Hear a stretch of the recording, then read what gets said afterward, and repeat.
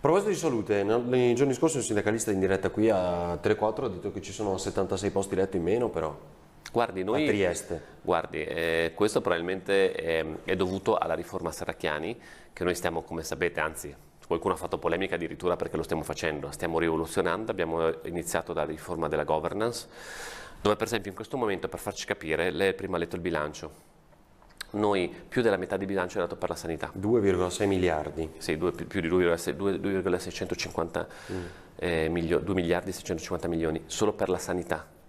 Di questi solo 64 milioni sono per investimenti, che vuol dire innovazione tecnologica ed altro. Tutto il resto è spesa corrente. Cioè, Noi da quando è iniziata, le do un dato questo. importante, non dico costa troppo, bisogna spendere bene i soldi, perché penso anzi che sia un investimento la sanità, ma bisogna spendere bene i soldi. Da quando c'è stata la riforma sanitaria, sa quanto spendiamo di più all'anno? Ti ricordo, ho detto, in termini di servizi risparmieremo 200 milioni di euro in più. 200 milioni di euro in più quelli che ci hanno detto che hanno fatto la grande riforma. Quindi sappiamo che la riforma sanitaria non è un palazzo, come dicevo in campagna elettorale, guardi questa cosa, non è un palazzo che abbatti, costruisci quello nuovo, intanto la gente sta fuori, devi ricostruire mattoncino su mattoncino. Adesso noi cosa abbiamo fatto? Abbiamo rifatto prima la riforma della governance, perché? Per esempio per controllare se vengono spesi bene i soldi. Allo stato attuale le aziende sanitarie, che magari sono gente bravissima, anzi sicuramente gente bravissima, ma loro sono quelli che spendono, che si dicono da soli se hanno speso bene, e poi mandano a piedi lista in conto in regione che paga. Noi quest'anno abbiamo pagato di buchi per questa riforma che siamo trovati 60 milioni di euro, ma vi sembra normale? In più rispetto a quanto era stata messa a budget.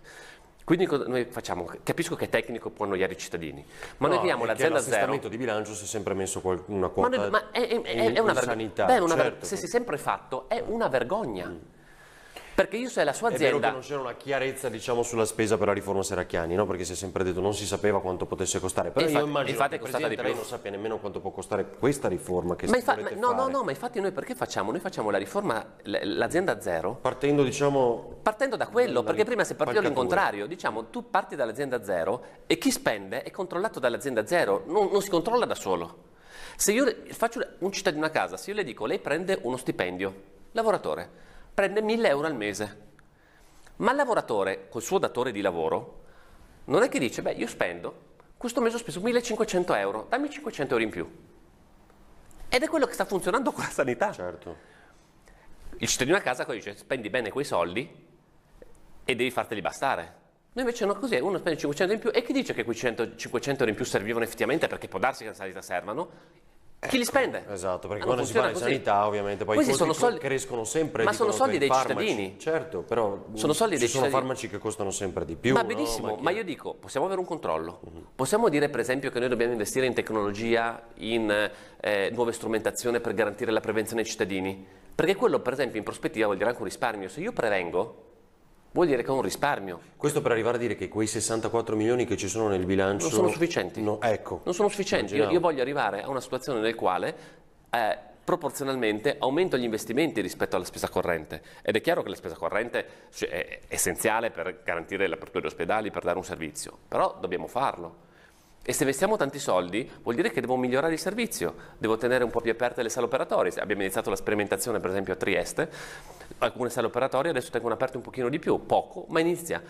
Per arrivare poi anche alle visite notturne. Perlomeno, guardi, io dico... Ma le visite, vero? Esatto, lo scopo è arrivare alle visite e anche agli esami diagnostici notturni. Questa è tutta quella parte di riforma che stiamo strutturando per il prossimo anno. Tenete conto che abbiamo fatto già la prima riforma della governance in tempi record. Chi ci ha preceduto l'ha fatto in più di 1 anno e mezzo. Noi in 6 mesi abbiamo già scritto e si sta votando in questi giorni la riforma della governance. Ed è un record incredibile perché mettere mani, voi capite, a un sistema come quello sanitario, farlo in 6 mesi e far già una prima parte in 6 mesi è stato, abbiamo messo un'accelerazione molto forte, oltretutto facendo una consultazione molto grande. Io devo dire, quello che ci stanno ringraziando, indipendentemente da come ognuno la sente, ma quanto abbiamo ascoltato, quanto ci siamo confrontati. La prima riforma è stata fatta in più tempo e non è stato ascoltato nessuno, infatti è stata una rivolta. Noi pensiamo che sia utile ascoltare il mondo sanitario, gli operatori, i medici, infermieri, operatori sociosanitari, volontari che lavorano nella sanità, ed è quello che stiamo continuando a fare. Ho capito che i CAP non vengono superati di fatto. Beh no, noi non possiamo smettiamo in piedi tutta questa riforma, noi dobbiamo capire come per esempio dare la necessità di assistenza anche a quelle cure che faccio capire, i codici bianchi e i codici verdi, sì, che non hanno bisogno dell'emergenza e dell'emergenza per dare una risposta e quindi liberare il pronto soccorso. Là le dico, ci sono per esempio diverse teorie. C'è chi dice potenziamo i pronto soccorsi, perché altre strade e percorsi fatti da altre parti non hanno mai funzionato. La verità è che la gente è in pronto soccorso, quindi noi dobbiamo potenziarlo. Come riferimento. Secondo, c'è chi dice facciamo il pronto soccorso, l'ambulatorio di emergenza vicino al pronto soccorso. Quindi fisicamente esiste un luogo fisico vicino e che quindi la gente riconosce anche nel momento in cui ha paura. Perché non è che se uno ha un codice bianco, dice vabbè il codice bianco, ha paura, perché intanto non sa di avere un codice bianco e non sa cosa gli sta succedendo. E quindi vuole un posto che sia intuitivamente raggiungibile. Non è che deve andare a me è arrivata a casa la lettera, come a tanti penso triestini, così tu quale medico devi chiamare a determinata ora? Perché non è che uno ha paura e comincia a cercarsi la lettera e il numero di tempo. Uno deve avere un posto dove può andare a avere una risposta. E quindi stiamo cercando di capire quale soluzione può essere, perché guardate, noi non possiamo far passi falsi su questa cosa qua.